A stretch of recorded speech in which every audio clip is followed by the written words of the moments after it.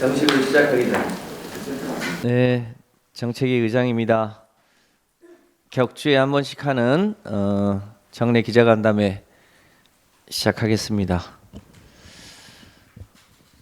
먼저 예산안 관련해서 원내대표가 수차 얘기했지만 민주당은 15일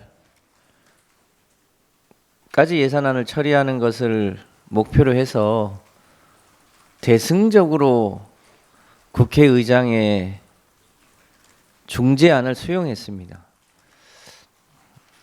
핵심이 법인세였는데 법인세 감세를 우리가 수용하기 쉽지 않았습니다.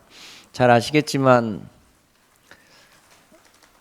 올해 내년을 거쳐가면 전체적으로 한국 경제가 어려워지고 세수 여건도 굉장히 줄어들 겁니다.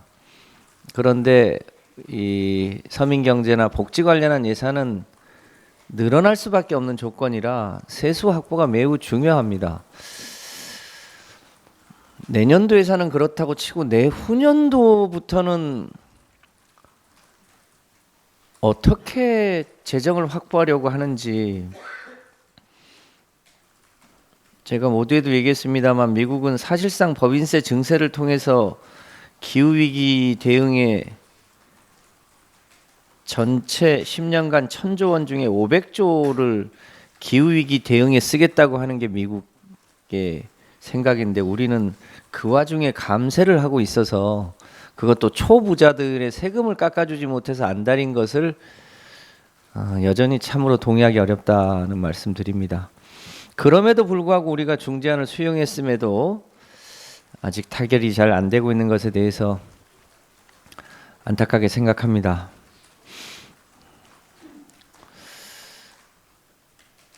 이 예산 보수법안 관련해서 잘 알려져 있지 않은 사실이 하나 있습니다. 금투세와 연관되어 있는 주식 양도소득세. 마찬가지로 정부 여당은 비과세 기준을 10억에서 100억으로 역진하려고 했는데, 역진 정도가 아니라 소득세법에 보면 그 대상이 현재는 소위 직계존비속을 포함해서 과세 대상자가 됩니다. 그러니까 가족이 합산해서 10억 이상이면 과세 대상이 되는 건데, 그거를 인별로 바꾸려고 했습니다. 소득세법을 개정해서 특수관계인을 고액주주로 바꿔서 개인별로 10억을 개인별로 100억으로 늘리려고 했습니다.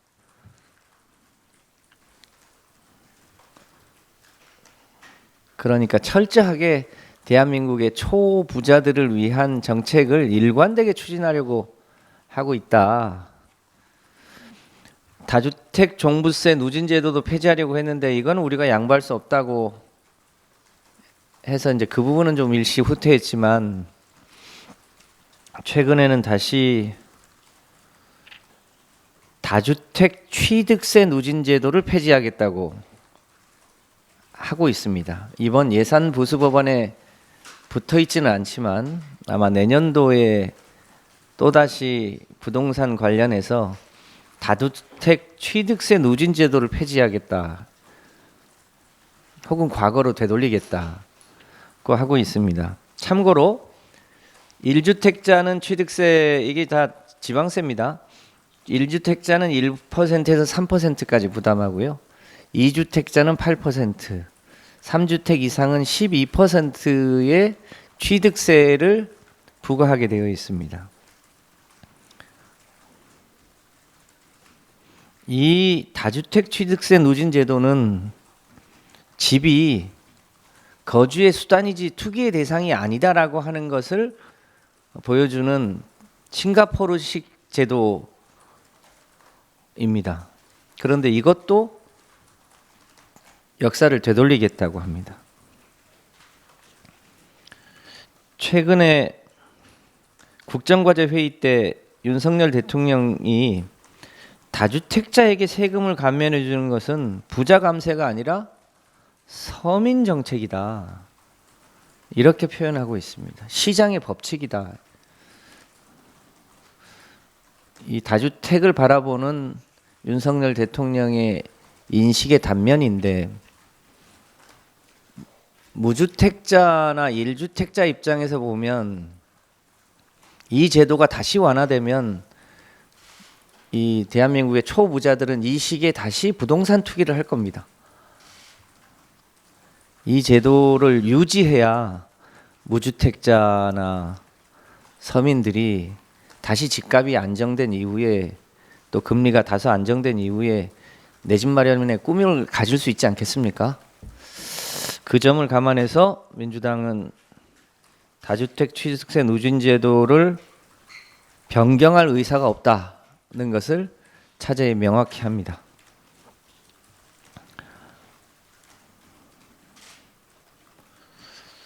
예산안 때문에 좀 가려져 있지만 최근에 일몰되는 법이 3건이 있습니다. 화물연대의 안전운임제 3년 연장안이 12월에 일몰이 될 예정이고, 주 52시간제 30시간 미만 사업장이 그 시행이 2년 유예되어 있었는데 마찬가지로 일몰될 예정입니다. 건강보험법의 정부 재정 지원 역시 올 12월까지 일몰이 되게 되어 있습니다. 이 3가지 일몰 관련한 사안이 각각 다르긴 합니다만, 우선 화물연대 안전운임제 관련해서는 정부가 기계 약속한 사안인데도 불구하고 이참에 손을 완전히 보겠다고 법사위에서 그걸 붙잡고 있는 건 정부의 신뢰 원칙에 어긋나는 일이라고 보여집니다. 이 안전운임제는 화물 운수 노동자에게는 그야말로 안전벨트와 같은 거여서 반드시 연장되어야 된다고 판단합니다. 주 52시간제 중에 30인 미만 사업장과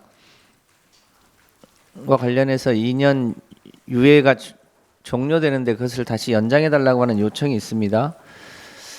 30인 미만 사업장이 한국 사회에서 가장 열악하고 한계 기업이 많고 사장과 노동자가 잘 구별되지 않는 사업장들도 꽤 있고 그런 애로가 있는 것도 사실입니다만, 30인 미만 사업장에서 일하는 노동자들의 노동권, 인격 이런 걸 고려해 보면 이 2가지 가치를 어떻게 조화 있게 해야 되는지가 고민입니다.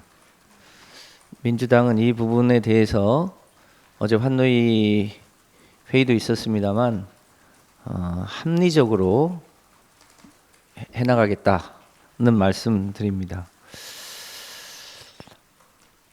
건강보험법의 정부 재정 지원의 근거가 되는 법이 사실상 항구적으로 되어야 됨에도 불구하고 계속 일몰 방식으로 유지되어 왔습니다. 내년도에도 정부 지원금이 편성이 되어 있습니다. 대략 연간 10조에서 11조 전후입니다. 그런데 이 정부 재원의 근거는, 직장은 기업과 노동자들이 의료보험을 반반 내는 반면에 지역은 지역가입자들의 상응하는 기업이 없기 때문에 정부가 그것을 대신해서 20% 내외로 지원하는 법적 근거를 갖고 시행되다가 통합이 된 겁니다. 그러니까 지역가입자들에게는 정부가 직장가입자의 사업자와 같은 역할을 하는 성격을 가지고 있습니다. 그런데 기재부는 그곳에 재정이 들어가는 게 여전히 아까워서 그런지 어떻게든 일몰을 없애거나 폐지하려고 하고 있습니다. 결과적으로 국민들의 건보 재정의 취약성이 노출되고 결과적으로 국민들의 건강권이 위협될 수 있는 사안입니다. 그래서 차제의 일몰이 아니라 폐지하는 게 맞고, 정부의 재정 지원의 기준을 어떻게 하는 것인지를 정하는 게 맞다고 보여집니다.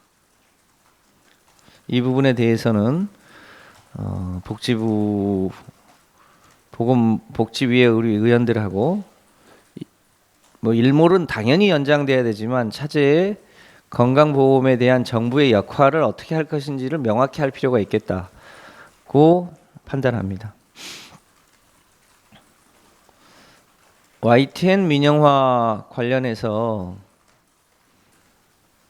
한전 KDN이 매각 결정을 한 데 이어서 마사회도 12월 21일 날 이사회 의결로 매각을 결정한다고 합니다. 당초 마사회는 10월 국감 때까지만 해도 지분 매각 계획이 없다고 했는데 기재부가 농수산부를 통해서 마사회의 팔을 비틀었습니다. 결과적으로 본의 아니게 마사의 지분을 매각하는 결정을 합니다. YTN 민영화는 최근에 돌발 영상, 국정과제 회의의 돌발 영상에 대해서 마치 EXX 바이든 어쩌고 했던 것에 대한 책임을 MBC에 물어서 한 것과 같이 국민의 알 권리를 방송한 YTN에게 오히려 재갈을 물리는 방식인데 그 YTN 민영화 조치의 연장선에 있는 것으로 보여집니다. YTN 민영화는 한국의 공영방송의 구조를 더욱 취약하게 만들 것이어서 매우 걱정이 큽니다. 어떤 식으로든 막아야 되겠다는 게 민주당의 입장입니다. 2023년 하반기까지 아마 지분을 다 매각하려고 하는 모양인데 국민과 함께 막아내겠다는 의견을 드립니다. 쌀값 안정화와 관련한 양곡관리법이 60일 전에 농해수위를 통과했습니다. 법사위에 계류된 지 60일이 넘었다는 얘기입니다. 법사위에서 통과가 난망한 상태라 다시 농해수위로 돌아와서 국회법에 따른 5분의 3 규정으로 본회의에 직회부를 해야 될 시기입니다. 해를 넘기지 않고 농민들의 시름을 덜기 위해서 양곡관리법 처리를 올해 중에 마무리를 해야 되지 않을까라고 예상합니다. 그 외에도 법사위에 계류 중인 여러 가지 민생개혁 입법들이 법사위에 국민의힘의 반대 혹은 지연 전술 등 때문에 미뤄지고 있는 과제들이 더 미뤄지지 않도록 올해 중에 할 수 있는 다른 입법들도 최대한 노력하고 못하면 1월 중에 혹은 2월 국회 중에는 처리하겠다는 말씀드립니다. 제가 원내대책회의 모두 발언에 또 했습니다만 이 정부의 지금 추진하려고 하는 소위 무슨 3대 개혁 정책이라고 하는 노동, 연금, 교육 거기에 최근에 금융과 서비스까지 붙여서 무슨 개혁자를 붙여가지고 한다고 하는데 정말로 시대착오적입니다. 앞서도 얘기했습니다만 1980년대 대처리즘이나 레이건이 했던 그 방식을 이제 와서 한다는 게 말이 됩니까? 그거는 그야말로 시대착오적이죠. 지금 세계는 실제로 신자유주의적인 경쟁을 하지 않고 있습니다. 신자유주의의 핵심은 시장 만능이고 결과적으로 약육강식과 경제 양극화를 가져올 수밖에 없는 필연적인 결과를 나와왔고 그것이 2008년 세계 금융위기로 터졌습니다. 그 와중에 기후위기는 더 심각해졌고 그 기후위기를 막고 한편으로 그 기후위기와 관련된 대응 산업을 키우고 그 대응 산업의 핵심인 재생에너지를 확대하는 일에 유럽과 미국이 총력을 기울이고 있는 상황입니다. 그 와중에 한국에서 생산된 전기차가 폭탄을 맞은 겁니다. 그런 상황임에도 불구하고 엉뚱하게 초점을 민주노총과 전교조에 초점을 맞춰서 노동 계약을 개혁이란 이름으로 추진하겠다. 정말로 시대와 다른 결정들입니다. 지금은 재생에너지 관련 산업과 재생에너지를 늘릴 수 있느냐 없느냐가 국가 경쟁력의 핵심이고 일자리의 원천이다라고 세계의 모든 경제학자들과 과학자들이 하는 얘기입니다. 윤석열만 어느 자리에서도 기후위기의 기자도 꺼내지 않고 있습니다. 이것이 문제라고 보여집니다.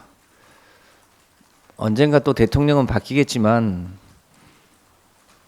그 시기에 골든타임을 놓치는 것이 대한민국 경제와 기업과 일자리에 미치는 영향이 역진하고 후퇴되지 않을까 매우 걱정이 큽니다. 우리가 야당이라 어디까지 할 수 있을지 모르겠습니다만 이게 윤석열 정부의 퇴행적 시대착오적 정책에 대해서 국민들과 함께 새로운 시대 상황에 맞는 정책으로의 전환을 위해서 더 열심히 하겠다는 말씀을 드립니다. 이상 마치고 질문 받겠습니다. 조호영 원재가 말하기로는 경찰국 인사정보관리단이나 법인세 부분 말고 아까 말씀하신 그런 다른 부분에 대해서는 전부 다 의견 일치를 갖다 약간 이런 식으로 얘기했거든요. 네, 말씀하시기로는 방금 말씀하시기로 여러 부분이 약간 의견이 가지고 있는 것 같아요.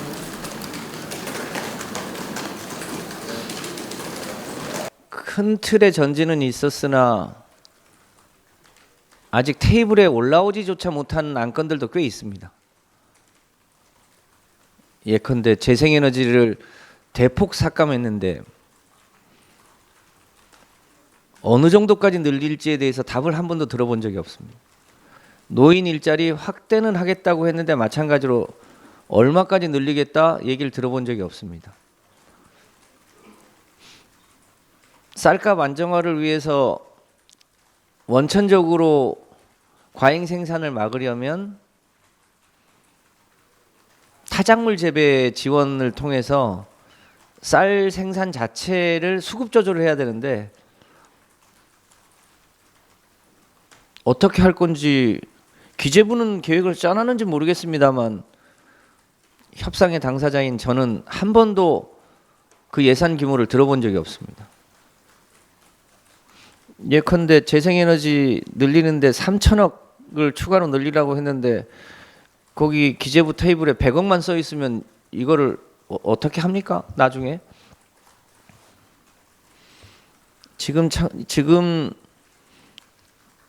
영끌로 집 산 사람도 문제지만 전세 대출 받았는데 변동금리 때문에 과도하게 월급 받아가지고 절반 이상을 은행빚 갚는 데 쓰고 있는 전세입자들 2차 대환대출을 해주자고 하는데 여전히 정부가 미온적입니다. 그게 원내대표 간 협상의 핵심 쟁점으로 들어있지는 않습니다. 그러나 민생 차원에서 보면 굉장히 중요한 일입니다. 뭐 그런 것 등등도 아직 다 해결이 안 돼 있습니다. 이제 시간이 많이 지났고 이제는 진짜 우리당 수정안이든 아니면 원안이든 통과를 지켜야 될 시점인데 본회의를 열어주셔야 통과가 되잖아요. 근데 의장님은 아직도 여야가 일단 합의를 해서 갖고 와라. 그래야 본회의 열어주길 바라고. 그렇습니다. 배수의 진은 있는 겁니다. 올해를 넘기지는 않는다. 준예산 편성은 없다. 합의 안 되면 민주당 수정안을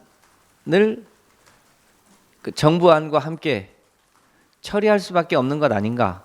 이게 배수의 진이죠. 그 전에 여야가 합의할 수 있으면 좋겠고 그렇지 않으면 마지막 카드는 주머니에 있는 거죠. 오히려 걱정은 그것 때문에 국정조사 일정에 차질을 빚고 여당은 그 핑계로 국정조사에 참여하지 않고 이게 문제여서 드디어 이제 국정조사위원회가 개문발차를 하게 된 것, 그게 조금 아쉬움이라면 아쉬움입니다. 네, 연결되는 거 같아요. 네. 기초 일정 이제 계속 연장하려면 이것도 여야 합의로 의결이 돼야 하는데 이것도 그러면 의장님께서 문건 좀 여야가 그러니까 준비 기간 빼고 국정조사 본회의 기간은 최소 40일간은 한다고 되어 있었습니다. 만약에 이 예산안 협의 때문에 국정조사의 최소한의 활동기를 확보하지 못한다면 연장은 당연한 수순 아니겠습니까?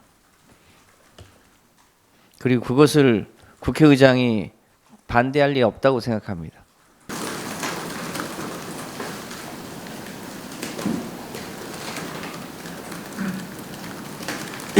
네. 말씀하신 대로 좀 예산안 협상에서 쟁점이 여러 가지가 아직 남아 있는데 그중 이견이 가장 큰 부분이 경찰국하고 인사정보관리단 예산 그 부분 맞는지 모르겠습니다. 법인세도 여전히 우리는 최소화해야 된다는 입장이고,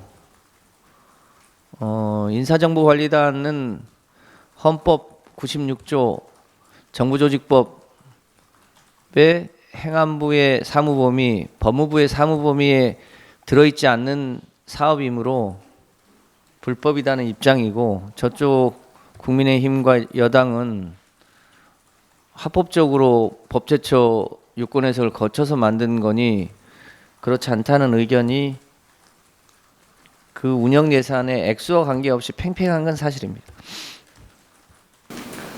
아까 양국관리법 연내 주기 말씀하셨는데요. 성미가 다르긴 하지만 농해수위 회의나 이런 게 적혀 있는 게 지금 그게 국회법상 상임위의 5분의 3의 동의를 받아야 본회의로 직회부를 할 수 있어서 그 의원들의 여러 가지 활동 등을 고려해서 일자를 연내에는 잡지 않을까 이렇게 예상하고 있습니다. 연내라면 다음 주까지입니까? 30인 사업장 2년 뒤에 관련해서는 아까 합리적으로 해나가겠다고 말씀하셨는데 그건 아직 입장이 정리가 안 된 거. 그러니까 30인 이내 사업장 중에도 이미 충분히 52시간제 제도의 취지를 감안해서 운영할 수 있는 사업장도 있고, 모두가 어려운 게 아니니까 그렇지 않은 사업장도 있고,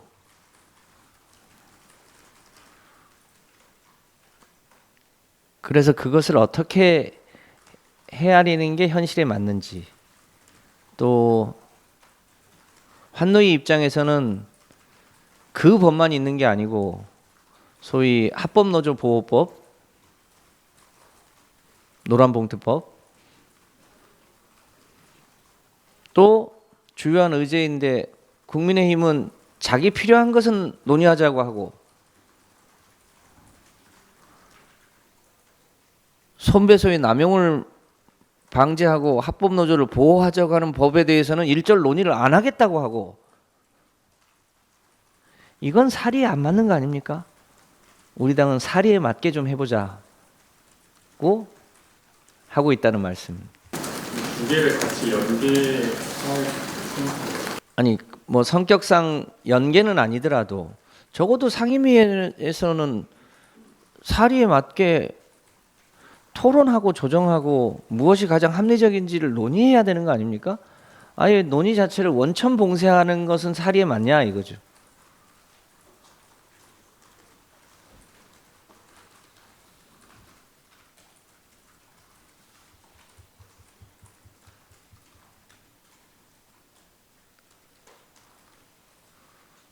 우리 사회에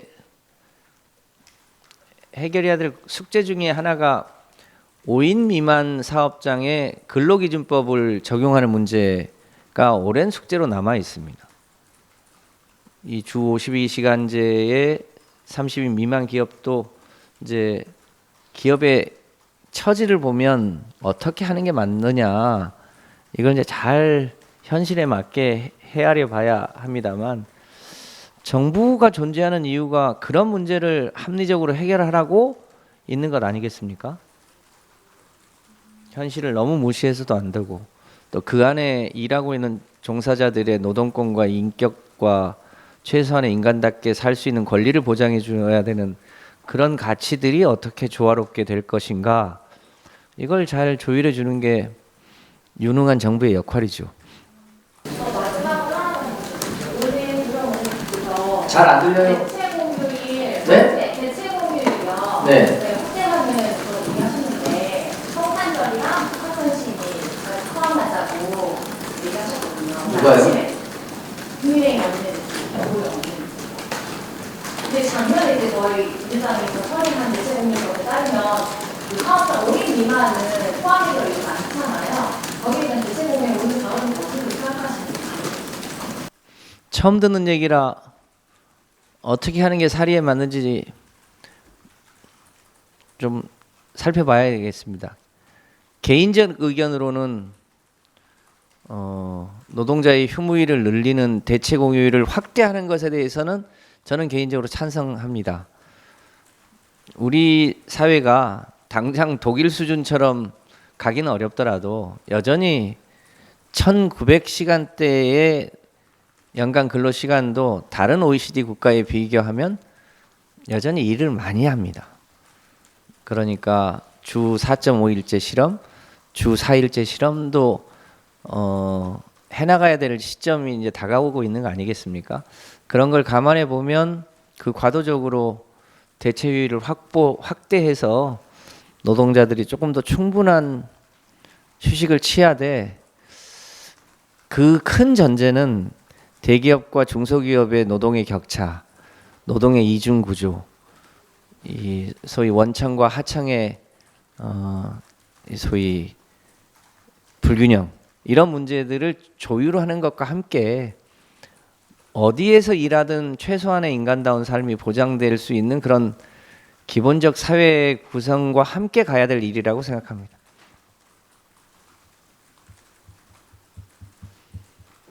마칠까요? 고맙습니다.